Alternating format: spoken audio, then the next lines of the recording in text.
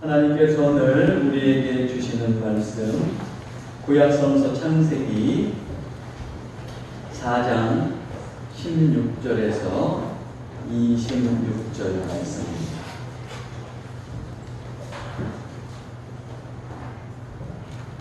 우리 계시의 말씀을 한 절씩 교독하겠습니다.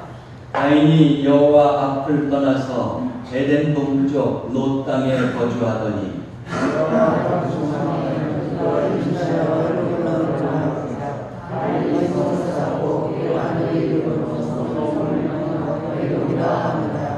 에녹이 이랏을 낳고 이랏은 무후야엘을 낳고 무후야엘은 무드사엘을 낳고 무드사엘은 라멕을 낳았더라. 라멕이 또 아들을 낳았으니 아다는 야발을 낳았으니 그는 장막에 거주하며 가축을 치는 자의 조상이 되었고 그의 아버지의 이름은 바라니 그는 수금과 동소를 담는 모든 자의 조상이 되었으며 실라는 두발가인을 낳았으니 그는 구리와 쇠로 여러 가지 기구를 만드는 자요 두발가인의 누이는 나아마였더라.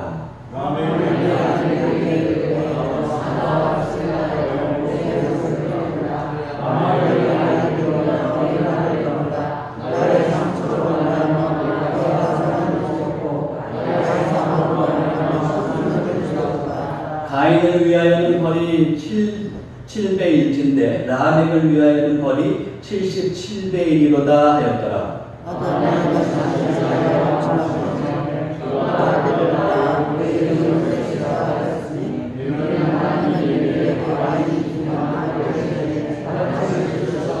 다같이 셋도 아들을 낳고 그의 이름을 에노스라 하였으며 그때 사람들이 비로소 여호와의 이름을 불렀더라. 아멘.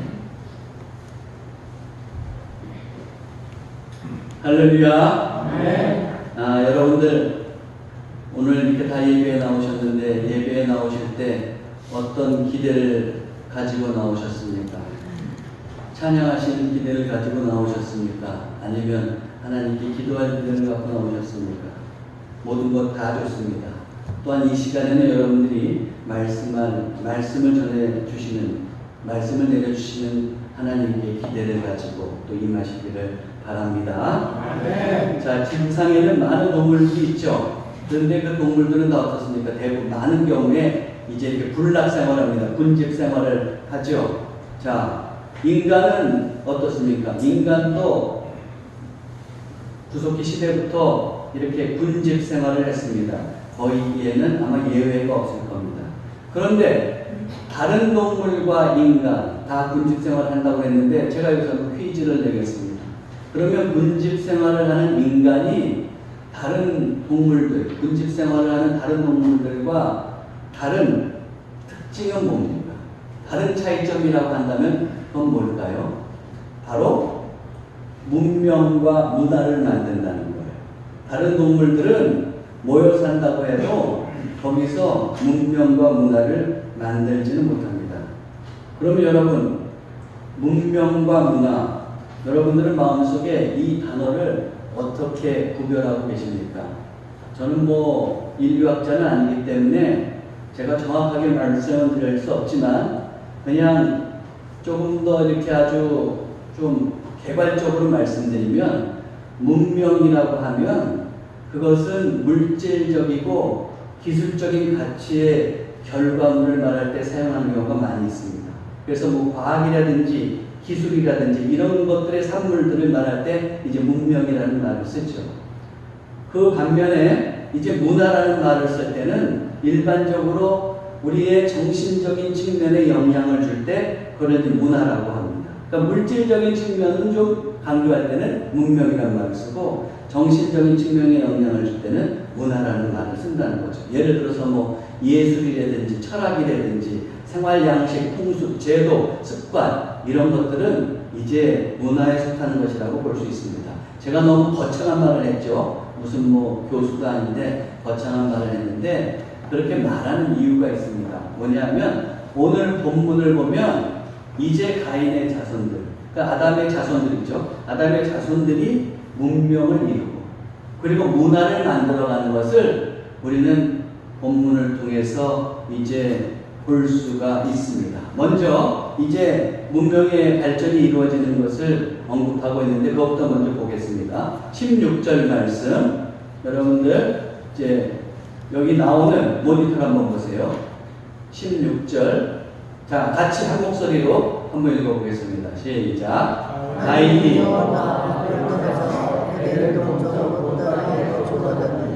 가인이 이제 살인을 하고 그리고 하나님 앞에 쫓겨났어요. 그렇죠? 하나님을 떠나서 에덴 동쪽 어디에 거주했다 그랬습니까?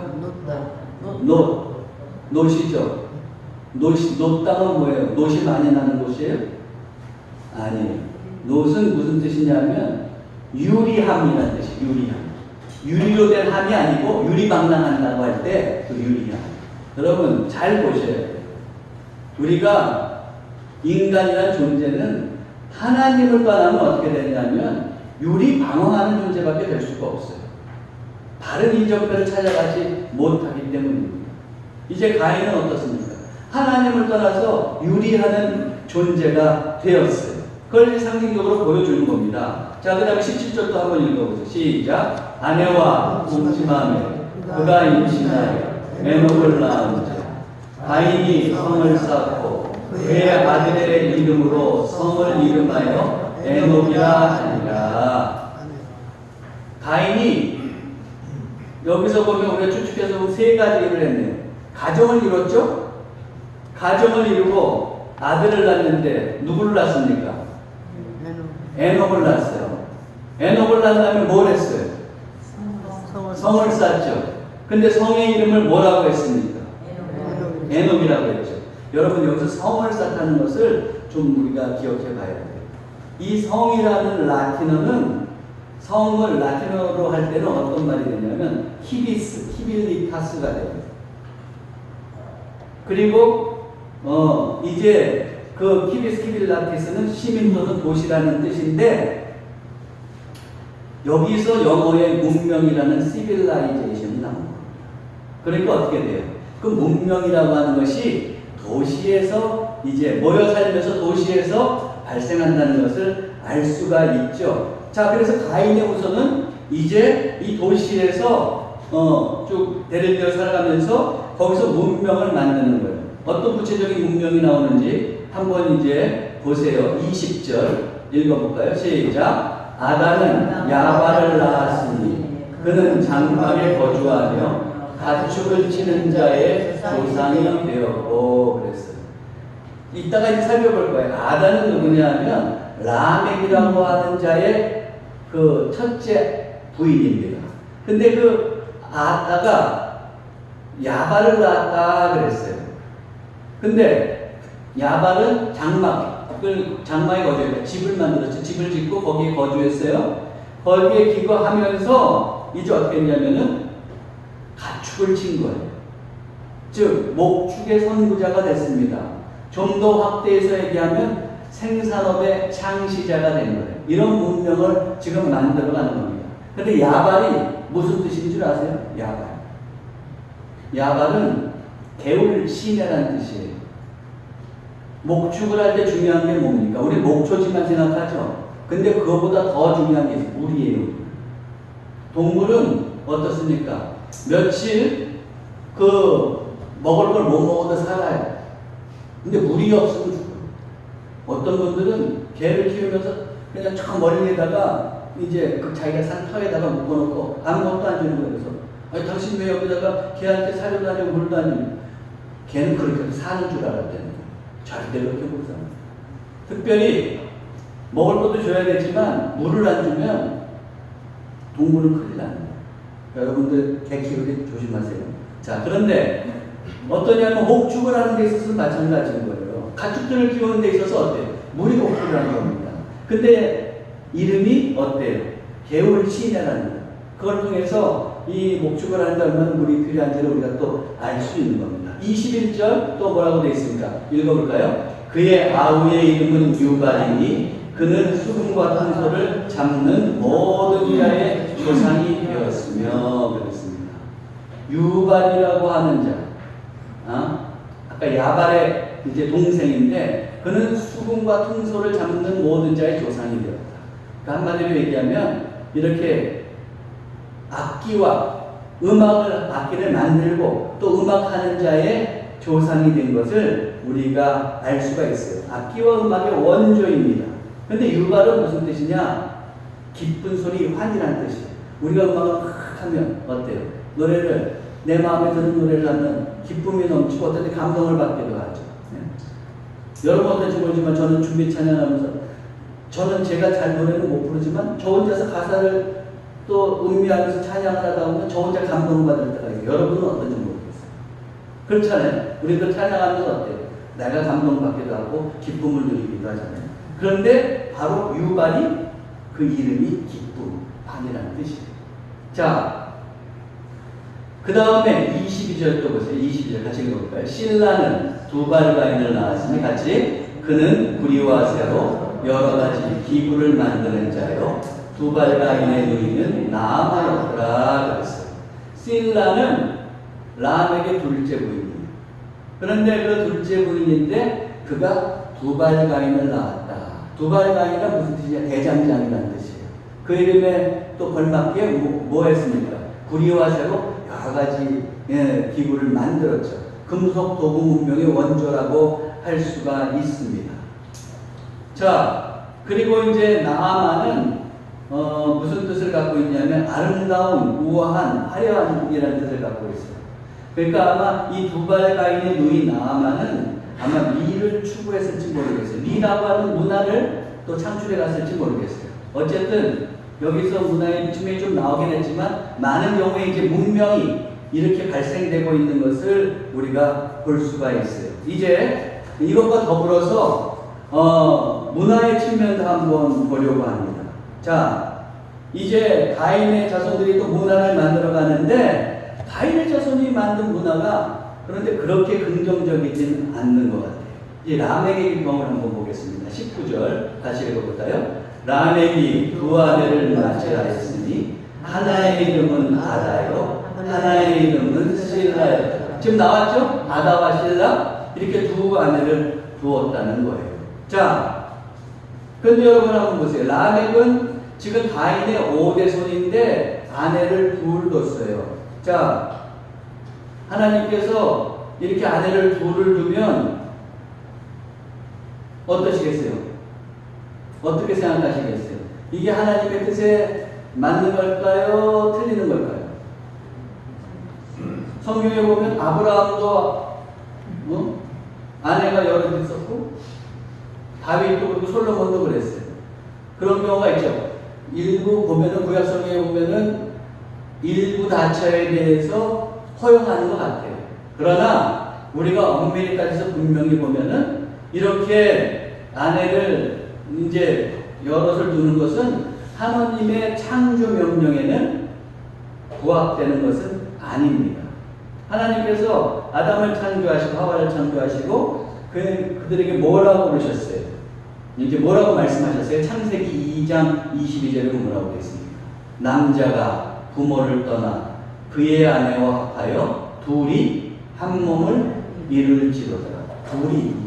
둘이 한 몸을 이룰지로다 그랬죠. 또 예수님께서는 이 창세기 말씀 받아서 뭐라고 말씀하셨습니까? 마가복음 10장 7절에서 우리 같이 읽어볼까요? 이러므로 사람이 그 부모를 떠나서 그 둘이 한 몸이 될지니라. 이러한즉 이제 둘이 아니요 한 몸이니 그러므로 하나님이 짝지어 주신 것을 사람이 나누지 못할지니라 하시더라. 둘이 뭐라고요? 한 몸이 될지니라. 둘이 한 몸을 이룰지로다. 둘이 한 몸이 될지로다. 셋이 한 몸이 되라고 한 적 있어요? 없어요. 라멕은 셋이 한 몸이 되려고 그랬는지도 모르겠어요. 아니, 정확히 말하면 두 여성 둘을 거느리려고 했던 것이죠. 자, 그러면 이렇게 라멕은 하나님의 창조 명령을 어기고 이렇게 여인 둘을 뒀습니다. 자, 그러면 이렇게 셋이 됐을 때 과연 그 라멕의 가정은 행복했을까? 우리가 그의 이름에서 한번 따져볼 필요가 있어요. 아까도 봤지만 라멕의 첫째 아내의 이름이 뭐라고 그랬습니까? 하나의 이름은 뭐라고요? 아다라고 그랬죠. 아다는 무슨 뜻이냐? 장식 기쁨이라는 뜻이에요. 여러분들도 피자를 크랑 막 기쁘잖아요. 그렇죠? 그런 식으로 라멕의 첫 아내를 맞았을 때는 기쁨이 있었어요. 그렇죠? 기쁨이 있었어요. 그런데 욕심이 생겨서 그랬는지 어쨌든지 아내를 하나 더 뒀어요. 그 이름은 실라였는데 실라는 무슨 뜻이냐면 그늘이에요. 그늘. 어때요? 아내 둘을 두고 더 기쁘려고 기쁨이 배가가 되려고 했는데 어떻게 된 겁니까? 삶에 그늘이 생기는 거예요.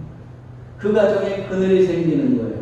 어찌 보면 그 아내 둘이서 라멕을 더 독차지하려고 경쟁을 벌이고 다퉜을지도 모르겠어요. 갈등이 일어났을지도 모르겠어요. 그래서 이 라멕의 가정에 이제 어두운 그늘이 생겼을지도 모릅니다. 여러분, 그러면 라멕은 무슨 뜻입니까? 라멕은 강한 자라는 뜻이에요. 강한 자. 그는 그 이름처럼 강한 것을 추구했습니다. 남을 물리치고 우두머리에 서려고 했어요. 힘으로든 완력으로든 어떤 수단과 방법을 가지지 않고 위에 서려고 한 거예요. 그래서 그의 아내에게 한 고백을 들어보세요. 23절 뭐라고 되어 있어요?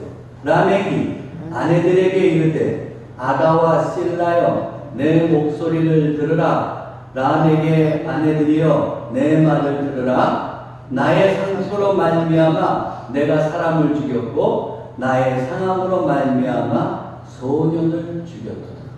뭔가 누군가와 갈등이 있었어요.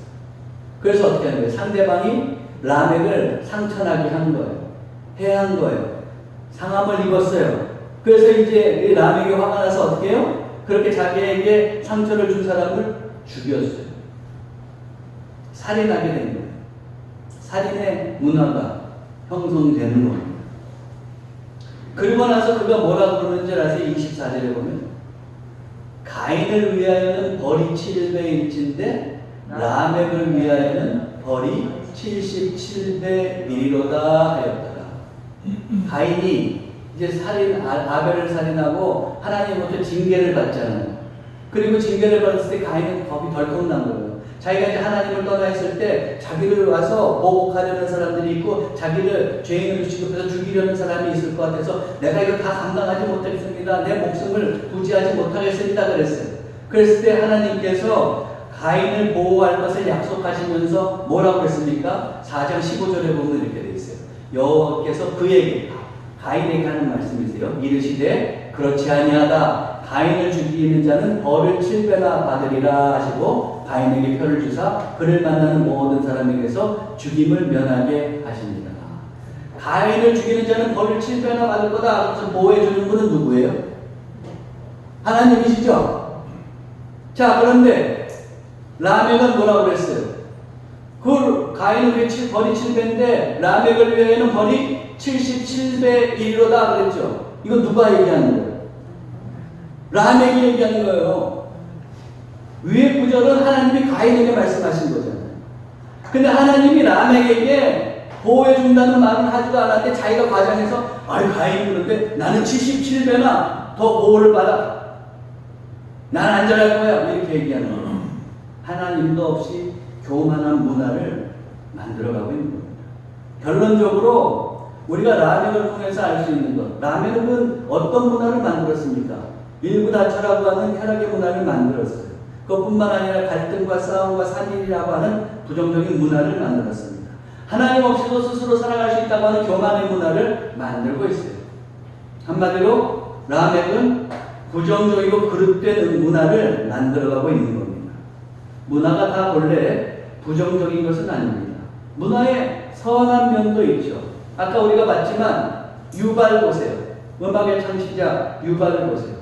유발이 음악을 만들었을 때 우리가 또 음악을 사용할 때 우리의 영혼이 또 평안해지고 만족을 얻고 그런데 선하게 고양될 때도 있는 거예요. 그렇죠? 또 나아만은 미를 추구한다 그랬어요.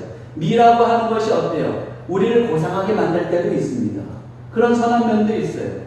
요즘 우리나라의 택배 문화가 굉장히 칭찬을 받고 있는 것 같아요. 왜 그래요? 뭐 아파트 단지고 어디고 간에 택배가 막 쌓여 있어요. 그런데 우리나라 사람들은 절대로 남의 그 물건 안 가져요. 그렇죠? 자기 것만 탁탁탁 가져가요. 저희도 교회에서 쓰려고 물티슈를 했는데 도착했다고 문자가 와 있는데 없는 거예요. 근데 우리 동네에서 가져갈 사람이 있거든요. 그래서 제가 이제 판매자한테 연락하고 해봤더니 택배기사가 처음 바뀌어가지고 아마 잘못 오배송을 한 거예요. 다시 갖다 놨더라고요. 그래요. 우리에게 있어서 어떻습니까? 택배 문화 정말 건강한 문화잖아요. 그렇게 문화에 선한 면도 있어요. 근데 인류에는 문화가 창시되고 이렇게 또 대대로 내려오는데 선한 면만 있는 것은 아니에요. 라멕에서 보듯이 이 세상에는 부정적인 문화도 있다는 겁니다. 타락한 문화도 있을 수 있다는 겁니다. 여러분 조금 더 볼까요? 라멕의 조상들을 한번 보세요. 18절 같이 읽어보겠습니다. 에녹이 이랏을 낳았고 이랏은 무야엘을 낳았고 무야엘은 무드사엘을 낳고 무드사엘은 라멕을 낳았다 그랬어요. 에녹이 누굴 낳았어요? 이랏을 낳았다. 이랏의 이름은 뭐냐? 그 이름의 뜻은 뭐냐면 도망자예요. 도망자. 무슨 죄를 짓고 도망다니는 그런 신세가 된 거예요. 네? 범죄의 문화입니다. 그걸 만들어가고 있어요. 또 이랏은 무야엘을 낳았다 그랬어요. 무야엘은 무슨 뜻이냐면 하나님께서 치심이라는 뜻이에요.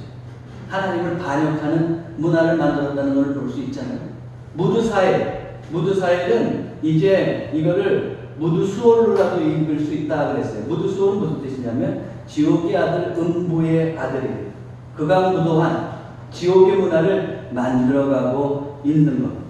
이처럼 가인의 후손들이 만든 문화를 보십시오. 대부분 다 어때요? 부정적인 문화예요. 악한 문화예요. 그렇죠? 예. 자, 오늘날의 문화도 우리가 너무 습성화되어 있고 여기에 그냥 묻혀 있어서 그렇지 악한 문화가 많을 수 있어요. 선한 문화보다 악한 문화가 더 많을 수도 있습니다. 탐욕의 문화가 우리 옆에 있고 대결과 갈등과 싸움과 전쟁의 문화, 살인의 문화가 우리와 같이 하고 있습니다. 인류가 늘 선한 것만은 아니에요. 예전에는 세계가 선할 수 있을 거라고 착각한 적이 있어요. 계몽주의 시대, 18세기 이후로 계몽주의 시대에 그랬어요. 그래서 과학이 발달하고 문명이 발달하면 그래서 어떻게 되냐면 완전한 사회를 이룰 수 있다고 생각한 거예요. 그래서 그때 유행했던 게 뭐냐면 유토피아. 완벽한 사회를 이룰 수 있다고 생각한 거예요. 근데 그게 산산조각이 나는 겁니다. 언제? 1900년대 초반에 1, 2차 세계대전을 겪잖아요. 히틀러 또 1, 2차 세계대전을 겪잖아요. 그러면서 무수한 사람들이 죽어나간 거예요. 그걸 보면서 어떻게 되냐면 사람들이 깜짝 놀라는, 세계의 지성들이 더 깜짝 놀라는 거예요. 야, 우리가 인류 지구를 이렇게 완벽하게 만들어갈 수 있을 줄 알았는데 그렇지 않구나. 그러면서 인간 속에 있는 악마성을 보는 겁니다. 그래요. 우리가 세상을 긍정적으로 볼 수 있지만 세상에는 긍정적인 문화만 있는 것은 절대 아닙니다. 우리를 타락시키고 악하게 하는 문화가 상존하고 있고 그런 문화가 더 우리와 가까이 하고 있을지도 몰라요. 그런 가운데 우리가 살고 있습니다. 그러면 이런 가운데 우리 그리스도인은 과연 어떻게 살아야 돼요? 하나님도 거부하고 그리고 타락하고 쾌락을 쫓아서 살아가게 하고 자기만 생각하고 자기를 위해서라면 누구를 죽이고 피해를 주는 거 상관하지 않은 이런 문화 속에서 우리는 어떻게 살아가야 하느냐. 그 해답이 오늘 본문 중입니다. 25절 26절 여러분 정신 차리고 저랑 같이 한번 읽어볼게요.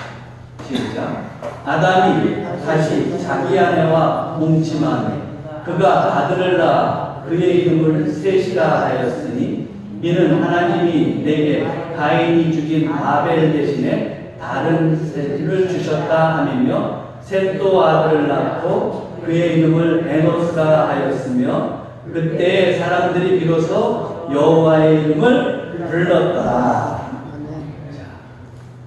아담이 아벨이 죽고 나서 드디어 세 번째 아들을 낳았는데 그가 누구예요? 셋이에요. 셋은 무슨냐면 셋째라서 셋이라는 게 아니고 그 말 뜻은 뭐냐면 그 우리가 물건을 놓다 할 때 놓다 있잖아요. 그거의 명사형 노임이에요. 노임. 그러면 왜 노임이라고 했어요? 각자들이 이렇게 생각하는 거예요. 아벨이 죽었잖아요. 근데 이 셋째 아들이 셋이 아벨의 자리에 이제 놓이게 되잖아요. 그래서 아마 노임이라는 이름을 졌을 거다 이렇게 추측하기도 합니다. 그런데 어떻게 했냐면 셋을 낳았어요. 그리고 셋은 또 아들을 낳아서 이름을 에노스라고 했다고. 그러면 셋과 에노스 이 계보의 사람들이 이 집안이 이제 어떻게 합니까? 우리 오늘 본문 말씀 보면 그때의 사람들이 그 자손들이 어떻게 하는 거예요? 비로소 여호와의 이름을 불렀더라. 보세요. 오늘 문맥상으로 쭉 보면은 문명과 문화가 이루어지고 악한 문화가 이루어지고 있는 세상, 분량상으로 봤을 때 그게 세계를 대다수를 차지하고 있는 것 같아요. 근데 한 구석에 셋의 자손이 있어. 근데 셋의 자손이 어떻게 하는 거예요? 여호와의 이름을 부른 거예요. 아주 한 구석에 있는 그 셋의 자손. 어떻게 보면 영향력이 미미할 것 같죠? 그런데 하나님은 이 셋의 자손을 사용하시는 거예요. 이 셋의 자손을 사용해서 어떻게 하는 거예요? 인류를 죄악에서 구해 가시는 거예요. 셋의 자손을 통해서 마침내 악의 문화를 종식하고 하나님의 뜻을 완성하실 거예요. 정말? 정말일까요? 여러분, 누가복음을 보면 예수님의 계보가 나오잖아요. 예수님이 구원자로 오셔서 우리의 죄악을 끊어주시는 거 아니에요. 그리고 사단의 어때요? 척추뼈를 등뼈를 꺾으면서 결정적인 타격을 입으시죠. 그리고 이제 마지막 때에 오셔서 악을 완전히 일수하는 그 중간에 우리는 있지만 예수 그리스도를 믿으면서 죄의 권세에서 우리가 벗어나지 않습니까? 자, 그러면 누가복음 3장에 보면 예수님의 계보가 쭉 나와요. 근데 마태복음은 아브라함에서부터 밑으로 내려가면서 예수님의 계보가 나오는데 누가복음 3장에 보면은 예수님에서부터 위로 올라가면서 계보가 나옵니다. 그러면 위로 계보가 쭉 나오는데 누가복음 3장 38절에 뭐라고 되어 있는지 아세요? 그 위는 에노스요, 그 위는 셋이요, 그 위는 아담이요, 그 위는 하나님이시다. 하나님께서 인정해 주시는 계보는 어떻게 돼요? 아담에서 셋으로 이루어집니다. 셋. 에노스. 그래서 그 계보를 통해서 하나님의 이름을 부르는 자, 여호와의 이름을 부르는 그 계보를 통해서 어떻게 되는 거예요? 드디어 비로소 때가 되매 예수 그리스도께서 오시고 그분께서 십자가를 지심으로 인류의 죄를 이제 깨끗하게 씻어주시는 거예요. 아멘. 예수 그리스도를 우리가 믿기만 합니다. 그렇죠? 그래서 우리가 다 죄사함을 받은 거예요. 이제 우리는 악한 문화에 속해 있는 사람들이 아니라 하나님의 생명의 문화에 있는 생명의 백성이 된 사람들입니다. 그리고 하나님께서는 어떻게 하기를 원하시냐 하면 이제 주님께서 다시 오시는 그날까지 이 땅에서 우리가 하나님의 이름을 부르며 생명의 문화를 놓아가는 사람으로 쓰시기를 원하세요. 아멘. 할렐루야. 아멘. 자, 그렇다면 우리는 어때요? 우리도 셋의 족속들처럼 어때요? 하나님의 이름을 부르면서 살아가야 되겠죠? 네, 그래요. 자, 그렇다면 하나님의 이름을 부르면서 살아가는 사람, 이 악한 문화 속에서 하나님의 이름을 부르는 사람은 과연 어떻게 살아야 될까요? 간단하게 말씀드리겠어요. 첫째로 예배를 통해서 하나님의 이름을 불러야 돼요. 시편 103편 1절에 보면 뭐라고 되어 있어요? 내 영혼아 여호와를 송축하라. 여호와의 이름을 찬송하라는 거예요. 내 속에 있는 것들아 다 그의 거룩한 이름을 송축하라. 찬송하라. 그래요. 이스라엘 백성은 이렇게 하나님께 예배하면서 그 이름을 부르고 찬양했습니다. 찬송했어요. 지금 우리도 예배를 통해서 함께 모여서 공식적으로 여호와 하나님의 이름을 부릅니다. 예배 속에서 우리는 찬양을 통해서 하나님의 이름을 부르고 높여드려요. 기도를 통해서 어떻게 합니까? 또 하나님의 뜻이 이루어지기를 우리가 간구합니다. 말씀을 통해서 어떻게 하는 거예요? 하나님의 뜻이 무엇인지를 깨닫기를 원하고 있어요. 때로는 우리가 연약한 인간이기 때문에 부족함이 있죠. 하나님의 뜻대로 살아가지 못할 때도 있어요. 그래서 어떻게 해요? 예배를 통해서 나와서 우리는 예배를 통해서 회개하고 다시 일어서서 하나님의 뜻을 따라서 살려고 합니다. 그런 의미에서 예배는 이 악한 문화에 저항하고 거스리는 최선선에 있는 장치예요. 어느 책을 보니까 제 서가에 꽂혀 있는데 책 제목이 안식일은 저항이다. 이게 무슨 뜻인지 대충 이해가 가시죠? 저는 이 말을 패러디해서 이렇게 말했을 거예요.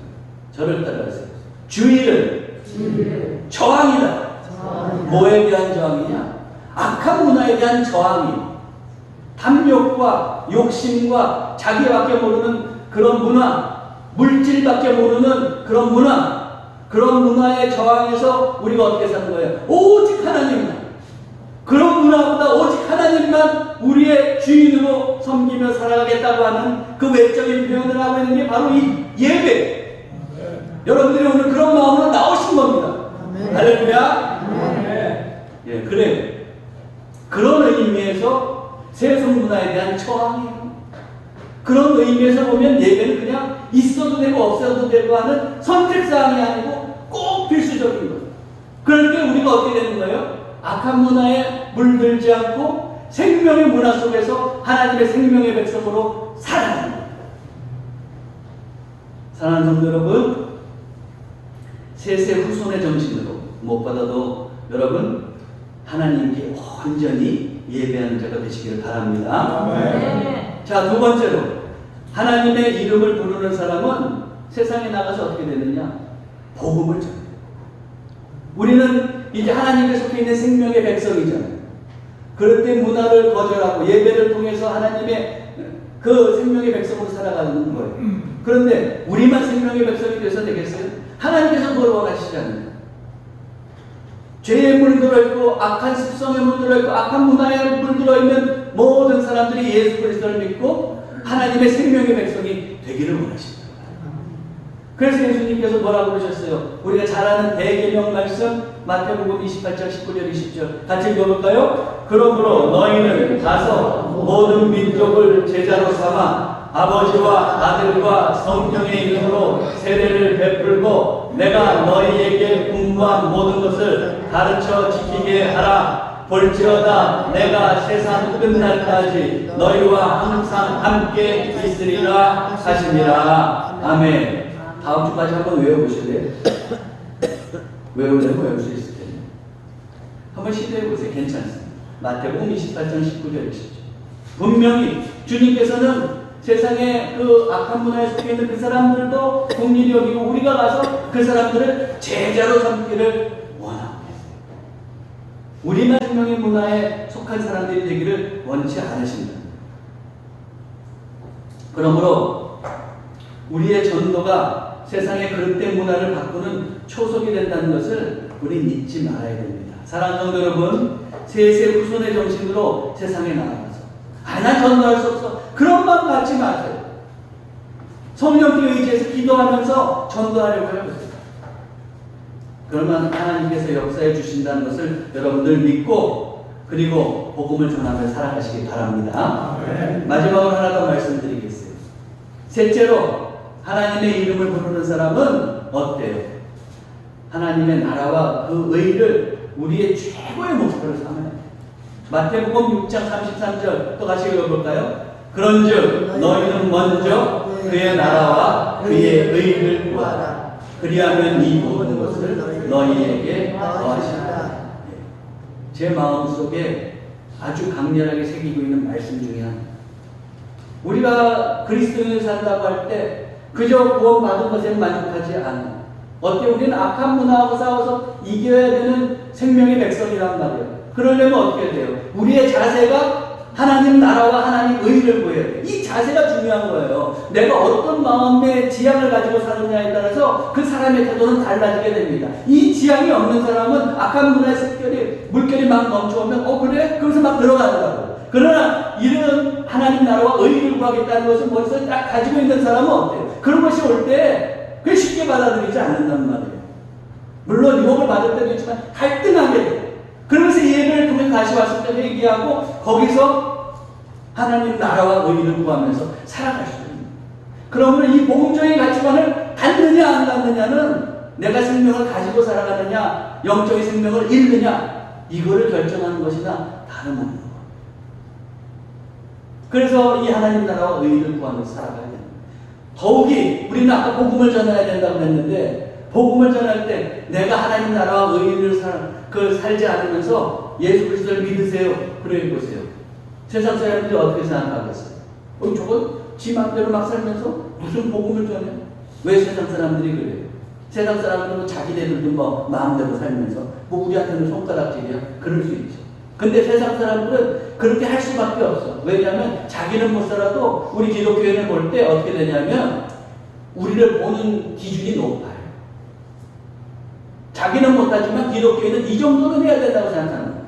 자기는 내만큼도 못해요. 사실 보면. 근데 우리는 그냥 머리끝까지 기준을 세우고 그렇게 하라는 거예요. 우리는 물론 완벽하게 할 수도 없을지도 몰라요. 그렇지만 어떻게 해요?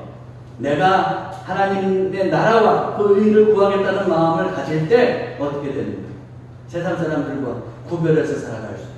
또한 내가 복음을 전할 때 그 말에 힘이 생기는 거예요. 그리고 사람들에게 감동을 줄 수가 있어요. 사랑하는 성도 여러분, 세세후손의 정신으로 하나님 나라와 의의를 구하면서 살아가시기 바랍니다. 네. 이제 말씀을 정리하겠어요. 가인의 후손은 어떻습니까? 문명도 만들었지만 문화를 만들었는데 부패하고 타락한 문화를 창출해 갔네요. 그 속에서 막 세상을 오염시키며 살아가고 있는데 그 가운데 일부 한 구석에서 있는 그 셋의 자손은 여호와의 이름을 불렀어요. 그러면서 하나님의 가치관을 가지고 살면서 그 문화에 물들지 않고 그러면서 어떻게 되는 겁니까? 그 계보를 이어서 드디어는 예수 그리스도께서 탄생하십니다. 그리고 하나님께서는 오늘도 우리가 그런 셋의 자손처럼 살기를 원하십니다. 여호와 하나님의 이름을 부르면서 살기를 원하십니다. 하나님의 이름을 부르는 사람은 어떤 사람들일까요? 이 시대에 하나님의 이름을 부르는 사람은 예배하는 사람.